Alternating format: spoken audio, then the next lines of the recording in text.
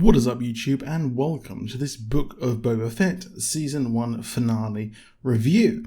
So, this show has divided people, of course.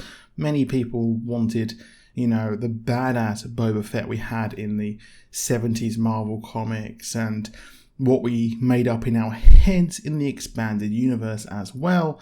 But we got a character who is coming to terms with who he is. He has been a bounty hunter based on, his father's career. We saw him grow through the Clone Wars, but now he has accepted that, he's going on his own path. The finale, I got myself very excited thinking that we would see Kira, a de-aged Han Solo, many other characters. But really, this was a fitting end to, the story they started. It was a story of a man who found a family, they were killed, and he found a brand new family. Now, of course, we pick up after, a few episodes ago, where the Pikes are readying for war. We had a detour to Luke Skywalker's whole thing, and Grogu's story, and Mando's story, which, I pretty much liked. I don't really mind the fact that it was very out of place, admittedly, because, I'm a big Star Wars fan. But this was, of course, very much the end of Boba Fett's first arc.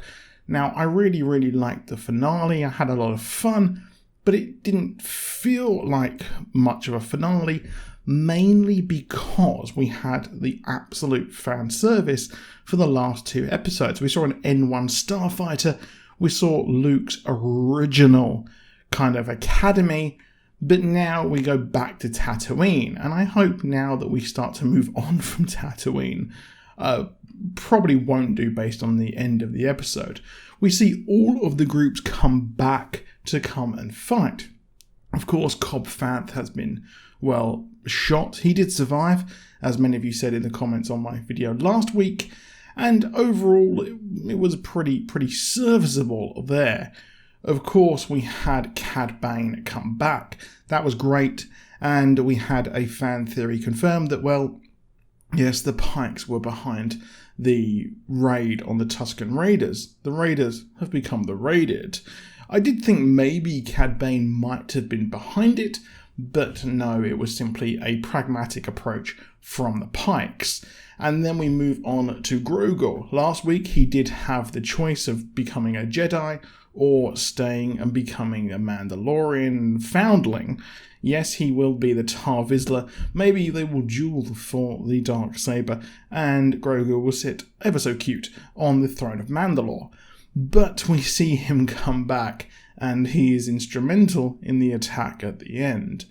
Of course, as well, we see some many other things. The Speeder Bike Gang mods are back, and, they do over them, as the fight in the area they're in at the Sanctuary is not an ideal place for battle.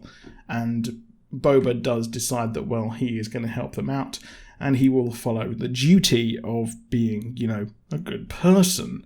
The fight is pretty good. We see Boba use his jetpacks. Not sure why he didn't do that in the first few episodes there.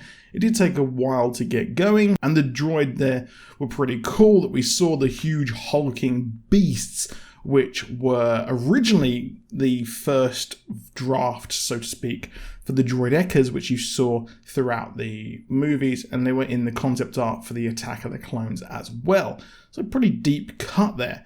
But they are almost destroyed. I do wonder why they didn't do what Ahsoka did and kind of roll a grenade under the shields there, which took down the droidekas, but these are probably far too powerful. But we see Grogu use his powers. He is starting to remember. He isn't needing the training because he's remembering it all. This is then paid off when the Rancor comes in, and I really liked how both Omega and Boba Fett have also been on top of a Rancor, as this image on screen does show you brother and sister do have some good ideas together. Now, overall, pretty decent episode there. It does set us up for The Mandalorian Season 3, and it will push us towards the Mandalorian story. We will see the Darksaber unite all of the clans, hopefully, and overall it was a decent-ish finale, only mired by the fact that we did have the whole thing with Luke Skywalker, which made this a bit of a damn squib of an ending. But if you take away those 2 episodes, this was a pretty fun ending. I really enjoyed the episode. It was very action-packed, which was sorely lacking from all of the non-Mandalorian episodes of the Book of Boba Fett. But it was nice to see the duel between him and Cad Bane. You may remember there were some unreleased episodes where Boba Fett did join up with Cad Bane, and well, it seems like that might actually have been canon all along, as they are hinted. And Cad Bane is killed. He has a sort of beeping on him. I do wonder what that could be. Could it be the Crimson Dawn coming to collect him? And at the end, Boba Fett has fully taken over the role of, being in charge of everything there. And in the post-credit scene, we have Cobb Vanth being patched up together, and I do wonder if he will have some enhancements like Fennec Shand did. We didn't get a trailer for Obi-Wan, Andor, or anything else, which is a bit weird considering that Mandalorian Season 2 had the trailer for this, and we are only a couple of months away from Obi-Wan appearing on May possibly the 4th. But I did enjoy this. I do hope that Season 2 will lean into having Kira or someone else. I'd imagine that the people who were controlling the Pikes or had a vested interest might have something to say. But that is it for this video. Very unscripted for you there because I didn't have time to do a script. But let me know what you think down in the comments. I'll see you soon and goodbye.